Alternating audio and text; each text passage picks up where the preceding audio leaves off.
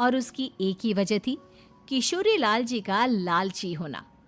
उनको लड़के वालों से मोटा दहेज चाहिए था और इसी चक्कर में एक दिन वो एक बहुत पैसे वाले के घर अपने बेटे का रिश्ता लेकर पहुंचे। उस आदमी का नाम था ओम प्रकाश। देखिए किशोरी लाल जी, मेरी एक ही बेटी है और मेरी सारी संपत्ति जायदाद सब कुछ मेरी बेटी नैना का ही है। पापा, नाम से लगता है बहुत खूबसूरत होगी। कितना अच्छा नाम है ना, नैना। ओ, वैसे बात तो सही है आपकी।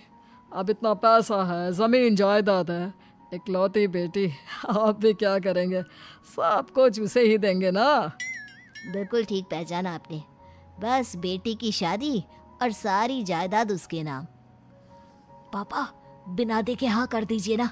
इतना अच्छा रिश्ता फिर कहाँ मिलेगा? माला माल हो जाएंगे हम। मैं अपनी बेटी को बुलाता हूँ। अरे नहीं नहीं नहीं नहीं, आपकी बेटी का नाम नैना है, सुनकर ही लगता है बहुत सुंदर होगी। रहने दीजिए अंकल, मैं तो आपकी बेटी के नाम से ही इतना खुश हो गया हूँ कि उसे बिना देखे शादी करने को तैयार हूँ। अब तो मैं उसका चेहरा सीधे शादी के बाद ही देखूंगा। और इस तरह राघव नैना का चेहरा नहीं देखता और उससे शादी कर लेता है। शादी के बाद अपनी सुहाग रात पर जब राघव नैना का घूंघट उठाकर देखता है तो नैना की आंखें बंद थी। कितने खूबसूरत हो तुम नैना, जरा अपनी आंखें खोलकर मेरी तरफ देखो तो सही। नहीं, मुझे शर्म आती है। अरे, मैंने तुम्हें शादी से पहले भी नहीं देखा और अब अगर तुम आंखें खोलकर मुझे देखोगे भी नहीं तो मुझे अच्छा कैसे लगेगा? इससे पहले कि नैना अपनी आंखें खोलकर राघव की तरफ देखती, अचानक से लाइट चली गई और राघव नैना को पूरी तरह से देख भी नहीं पाया। अगली सुबह नैना राघव के लिए नाश्ता बनाकर लेकर आई। अरे ये क्या, आधा पराठा सेका हुआ है और आधा बिल्कुल कच्चा। ये तुमने क्या किया नैना? बहू, तुमने क्या आधा पराठा तवे से नीचे लटका कर रखा था जो आधा सेका है और आधा कच्चा? मुझे जितना दिखेगा उतना ही तो सीखूंगी ना पापा जी। जहाँ जहाँ मुझे नजर आ रहा था वहाँ मैंने सीख लिया, जहाँ जहाँ नहीं दिखा वहाँ कच्चा रह गया होगा। इसका क्या मतलब है? ये कैसा मजाक कर रही है तुम? अरे बहू, तुमने इतना लंबा घूंघट क्यों लगाया हुआ है? देखो, हमारे घर में बहुओं को बेटी की तरह रखा जाता है और फिर तुम तो इतना सारा माल लेकर आई हो। देखो, ये घूंघट डालकर रखने की कोई ज़रूरत नहीं है। हाँ नैना, पापा जी ठीक कह रहे हैं, तुम तो आराम से रहो, अपना ही घर समझो। नैना अचानक से अपना घूंघट उठा लेती है। अरे ये क्या पापा, नैना की तो एक आंख फूटी हुई है। नाम से नैना, लेकिन ये तो कानी बहू निकली। मेरे साथ धोखा हुआ है, धोखा। बिना दिखाए अपनी कहानी लड़की मेरे संग ब्याह दी। मुझे कहानी भी नहीं चाहिए। मुझे अभी ओम प्रकाश जी से बात करनी पड़ेगी। आखिर उन्होंने मेरे साथ ऐसा किया क्यों? अरे, आप लोगों ने ही तो पापा से कहा था कि आप लोग शादी से पहले मुझे देखना नहीं चाहते। अब मेरे पापा पर क्यों इल्जाम लगा रहे हैं? अरे लेकिन उन्हें बताना तो चाहिए था ना कि तुम कहानी हो, एक आंख से तुम्हें दिखाई नहीं देता। किशोरी लाल और राघव नाराज होकर ओम प्रकाश को अपने घर बुलाते हैं। पापा जी, ये आपने क्या किया? शादी से पहले बताया क्यों नहीं कि नैना की आंखों में परेशानी है? अरे, आप ही ने तो लड़की देखने से मना कर दिया था। और लेकिन आप बता तो सकते थे। आपको तो हमारी बेटी की प्रॉपर्टी चाहिए थी, वो भी पूरी की पूरी। अब क्या हुआ अगर उसे आधा दिखाई देता है? प्रॉपर्टी तो आपको पूरी मिल गई ना। अरे ये क्या बात हुई? मेरी शादी प्रॉपर्टी से नहीं, आपकी बेटी से हुई है। अब ये तो पहले सोचना चाहिए था, तब तो मेरी प्रॉपर्टी देखकर तुम्हारी जुबान लप लपा रही थी। लेकिन मैं कानी लड़की को अपनी बीवी बनाकर नहीं रख सकता। पापा, कुछ करिए ना आप। हाँ, करता हूँ।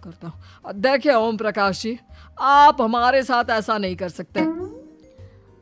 और तुम देखो, अगर तुमने मेरी बेटी से शादी तोड़ी ना, तो जो भी प्रॉपर्टी मैंने तुम्हें दी है वो तो पूरी की पूरी वापस ले ही लूंगा और आधी प्रॉपर्टी तुम्हारी भी लूंगा।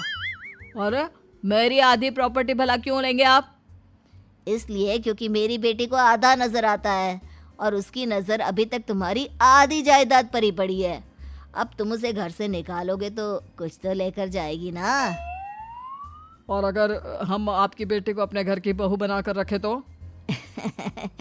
तो तुम्हारी पूरी प्रॉपर्टी तुम्हारी ही रहेगी और जो मैंने तुम्हें दिया है ना उसमें से बस मैं आधा लेकर जाऊंगा। अरे लेकिन अब आप अपनी दी हुई प्रॉपर्टी में से आधी वापस क्यों लेकर जाएंगे? अगर मैं आपकी बेटी को अपनी पत्नी बनाकर रखने को तैयार हूं तो?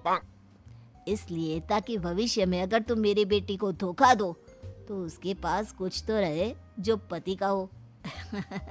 वैसे मेरे पास तो बहुत कुछ है, लेकिन अपने पति की कोई निशानी तो उसके पास होनी चाहिए ना। अब अगर तुमने मेरी बेटी को कानी कहा तो तुम्हें प्रॉपर्टी भी कानी ही मिलेगी, पूरी नहीं। जमाए राजा। किशोरी लाल और राघव समझ चुके थे कि वो बुरी तरह फंस चुके हैं और अब उनके पास वहां से निकलने का कोई चारा नहीं है। अब समझ में आया ना, लालच बुरी बला होती है। एक तो तुम्हें प्रॉपर्टी मिली, ऊपर से बीवी मिली, उसमें तुम्हें नखरे भी दिखाने हैं। आए बड़े, चुपचाप बैठो दोनों।